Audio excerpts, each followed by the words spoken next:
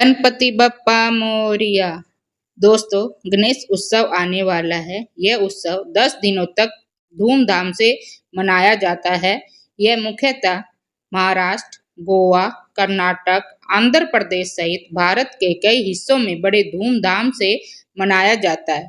इसे गणेश चतुर्थी से आरंभ होकर अनंत चतुर्दशी के दिन विसर्जन के साथ समापन किया जाता है। यह मुख्यतः भाद्रपद मास के शुक्ल पक्ष की चतुर्दशी से आरंभ होकर 10वें दिन अनंत चतुर्दशी के दिन तक गणेश जी विघ्नहर्ता, बुद्धि, ज्ञान व स्मृति के देने वाले हैं। उनका विसर्जन कर इस त्योहार का समापन किया जाता है और मनोकामना की जाती है कि भगवान अगले वर्ष फिर से अपने हमारे घर पधारेंगे। आइए अब हम गणेश जी के जन्म की रहस्यमय कथा सुनते हैं और उन्हें क्यों सर्वप्रथम पूजा जाता है इस बारे में जानते हैं।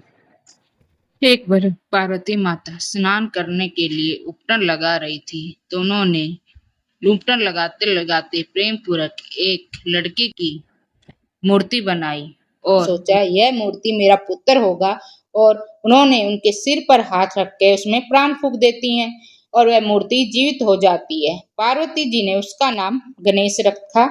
पार्वती जी ने अपने पुत्र गणेश को आदेश दिया कि पुत्र गणेश, जब तक मैं स्नान कर रही हूँ तब तक तुम द्वार की रक्षा करना, किसी को भी अंदर मत आने देना। गणेश जी कहते हैं, जैसी आपकी आज्ञा माता, मैं किसी को भी अंदर नहीं आने दूंगा। यह कहकर माता स्नान करने चली जाती हैं। कुछ समय बाद भगवान शिव जी वहां आए और उन्होंने देखा कि एक बालक पहरा दे रहा है। शिव जी अंदर जाने की कोशिश करने लगे तो उन्होंने रोकते हुए कहा कि माता का आदेश है कि किसी को भी अंदर नहीं जाने दिया जाए। यह बात सुनकर शिव जी को बड़ा आश्चर्य हुआ और उन्होंने कहा कि मैं कैलाशपति शिव हूँ, तुम मुझे रोक नहीं सकते।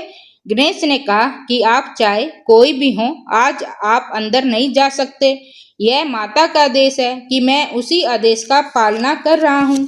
शिव जी गणेश जी का साहस देखकर शिव जी को बहुत क्रोध आया और उन्होंने गर्जना करके कहा कि बालक, तुमने मेरा मार्ग रोककर बहुत भयंकर अपराध किया है, इसका भयंकर दंड तुमको भुगतना होगा। यह कहते ही शिव जी क्रोधित होकर गणेश जी का सिर पर वार करते हैं। उनका सिर कटकर गिर जाता है कहीं दूर।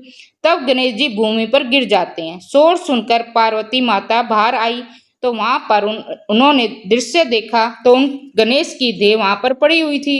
उस देह को देखकर माता को बड़ा दुख हुआ और वह विलाप करने लगी और कहा कि आपने मेरे पुत्र के साथ यह क्या कर दिया।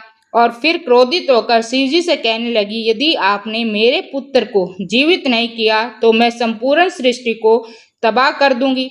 पार्वती जी का दुख और क्रोध देखकर सभी देवताओं ने समाधान निकाला और शिव जी ने कहा कि जाओ, चारों दिशाओं में जाकर ढूंढो, जो भी पहला प्राणी तुम्हें मिले, जिसकी माँ अपने बच्चे के विपरीत दिशा में मुंह करके सो रही हो, उसका सिर काट लाओ।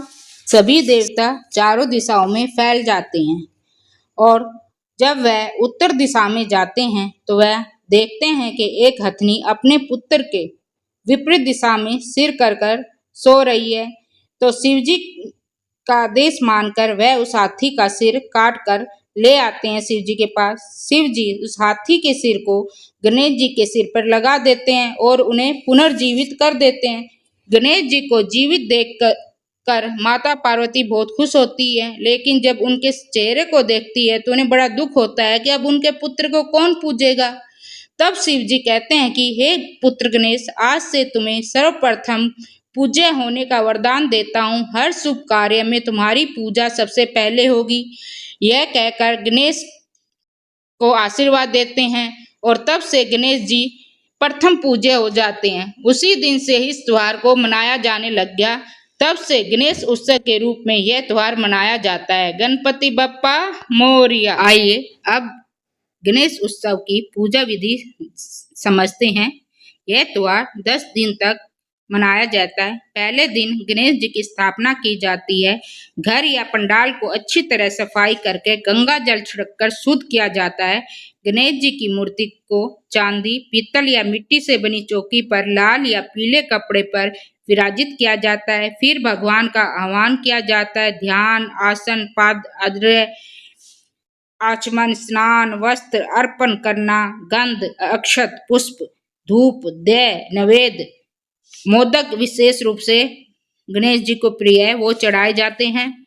फिर जय गणेश जय गणेश जय गणेश देवा, माता जाकी पार्वती पिता महादेवा, वह सुख करता दुख हरता की आरती गाई जाती है। अगले दिन सुबह व शाम को भगवान गणेश जी की आरती की जाती है। वह भोग अर्पण करना, मोदक के लड्डू, पूरन पोली, नारियल, फल आदि का नैवेद्य, गणेश जी को दुर्वा, लाल फूल अर्पित करते हैं। भजन कीर्तन, सांस्कृतिक कार्यक्रम, सामूहिक आरती करते हैं। 10वें दिन विसर्जन, गणेश अनंत चतुर्दशी के दिन गणेश जी को विदा करते हैं।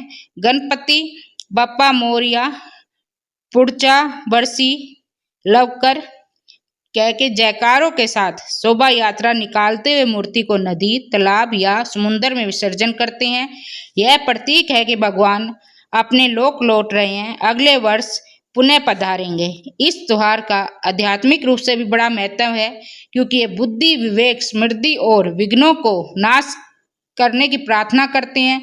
लोगों में एकता, भाईचारा व सामूहिकता का विकास होता है। संगीत, नृत्य और सामाजिक गतिविधियों को बढ़ावा मिलता है। गणेश चतुर्थी पर हमें सभी को गणेश जी की पूजा अर्चना करनी चाहिए, क्योंकि गणेश जी सभी दुखों के हरने वाले हैं। अगर आपको यह वीडियो पसंद आया हो तो लाइक और सब्सक्राइब करें।